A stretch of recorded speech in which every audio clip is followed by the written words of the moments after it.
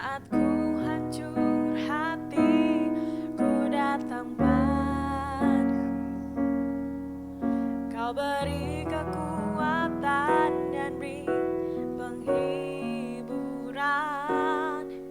Saat tak seorang pun dapat ku andalkan, Kau yang memberi jalan, Kau yang menuntunku. Saat ku tak mengerti dalam hidup ini, namun firman-Mu selalu menerangiku.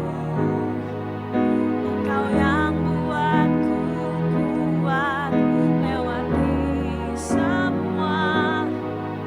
Engkau pertolonganku, tempat harapanku. Tuhan, percaya janji-Mu dalam hidupku. Kau beri kemenangan, Tuhan. Selalu setia di dalam hidupku.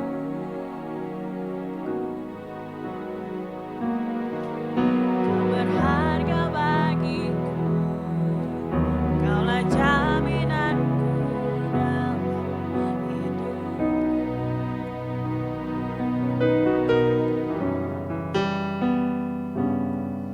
Saat ku hancur hati, ku datang padamu. Kau beri kekuatan dan beri penghiburan. Saat tak seorang pun dapat ku andalkan, Kau yang memberi jalan, Kau yang menuntunku. Saat ku tak mengerti dalam hidup ini, namun firman-Mu selalu menerangiku. Engkau yang buatku kuat lewati semua. Engkau pertolonganku, tempat harapanku. Tuhan, percaya janji-Mu dalam hidupku. Kau beri kemenangan, Tuhan. Selalu setia di dalam hidupku.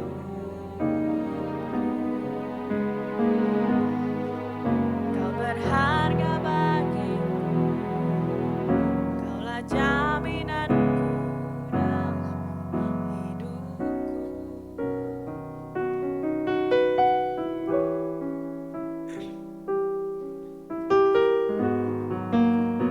Nah Tuhan, Kau penolongku,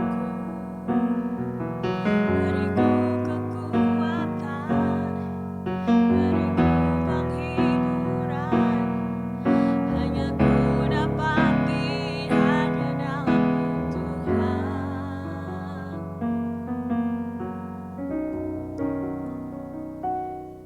Terima kasih Tuhan Yesus untuk kehadiran-Mu dalam hidup kami dan setiap hidup kami, Tuhan Yesus.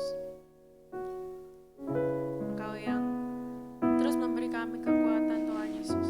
Terima kasih Tuhan Yesus untuk setiap kasih, untuk waktu-Mu Tuhan bagi kami. Kami mau mendengarkan sebagian dari firman-Mu Tuhan Yesus. Kami siap untuk mendengarkan dalam nama Yesus. Haleluya, amin.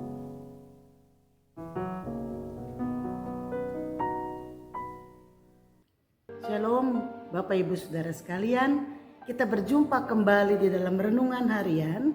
Hari ini hari Senin tanggal 4 Desember 2023. Pembacaan Alkitab kita diambil dari 2 Korintus pasal 1, pasal 2, pasal 3 sampai pasal yang keempat. Saya harap Bapak Ibu Saudara sudah membacanya terlebih dahulu. Judul renungan kita hari ini adalah harta rohani dalam bejana tanah. Yang diambil dari 2 Korintus 4 ayat yang ke-7. Demikian bunyi firman Tuhan. Tetapi harta ini kami punyai dalam bejana tanah liat, supaya nyata bahwa kekuatan yang melimpah-limpah itu berasal dari Allah, bukan dari diri kami. Bapak Ibu Saudara, Paulus mengingatkan jemaat di Korintus dan juga kepada seluruh jemaat Kristus di segala zaman bahwa kita adalah tanah liat yang tidak ada apa-apanya. Di dalam Kejadian 2 ayat yang ke-7. Dan jika kita dipakai Tuhan, itu bukan karena kita hebat. Ingat bahwa kita hanya tanah liat belaka, tetapi hanya karena kasih karunia Tuhan, kita dibentuk menjadi suatu bejana yang berguna dan dipakai Tuhan. Paulus menegaskan bahwa yang berguna bukanlah bejana tanah liat, melainkan apa yang ada di dalamnya, yakni suatu harta rohani.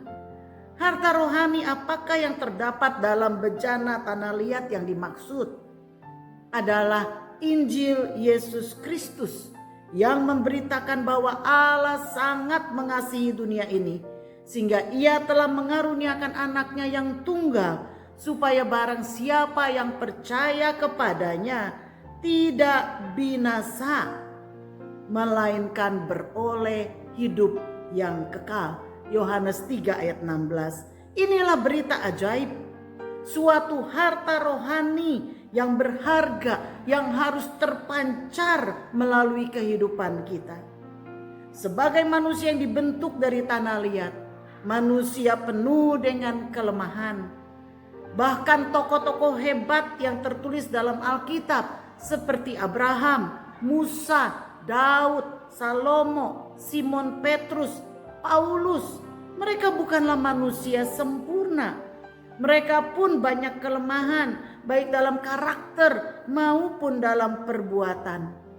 Persis seperti yang dituliskan oleh Paulus dalam 2 Korintus 4 ayat yang ke-7 ini, bahwa kekuatan yang melimpah-limpah itu hanya berasal dari Allah, bukan dari diri sendiri.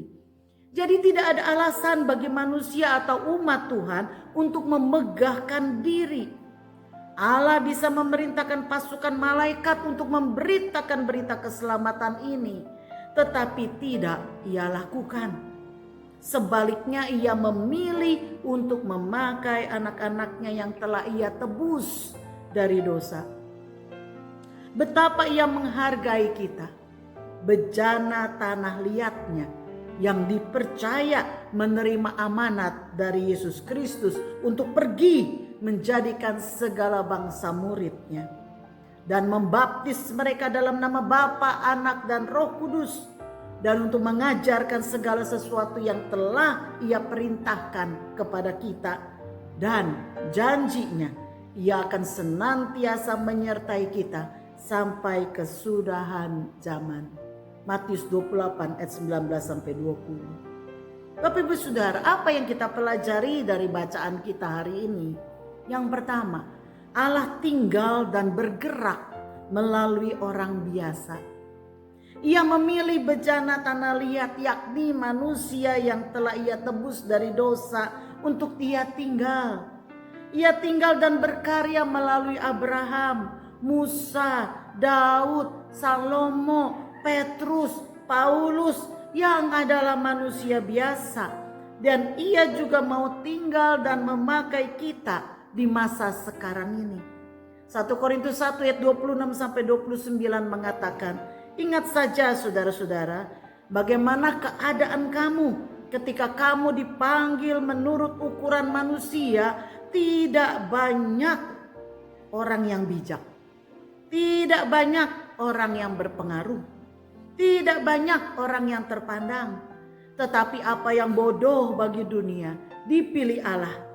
Untuk apa saudara? Untuk memalukan orang-orang yang berhikmat. Dan apa yang lemah bagi dunia dipilih Allah untuk memalukan apa yang kuat.